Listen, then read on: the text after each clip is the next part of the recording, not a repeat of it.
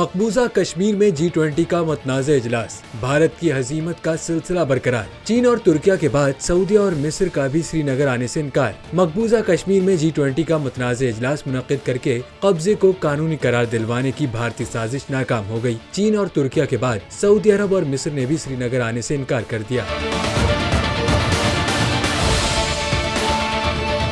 भारत के tourism secretary Arvind Singh ने गुज़िश्ता रोज बताया कि G20 ममालिक में से चीन, तुर्किया और सऊदी अरब ने अभी तक इजलास में शिरकत की तस्दीक नहीं की है। उन्होंने कहा कि खुसूसी तौर पर मदऊ किए गए मिस्र ने भी शिरकत के लिए रजिस्ट्रेशन नहीं करवाई। वाज़ेह है कि मकबूजा श्रीनगर में आज से G20 वर्किंग ग्रुप का 3 रोज़ा इजलास शेड्यूल है। मकबूजा कश्मीर में G20 इजलास के खिलाफ आज कंट्रोल लाइन के दोनों अतराफ मुकम्मल हड़ताल होगी।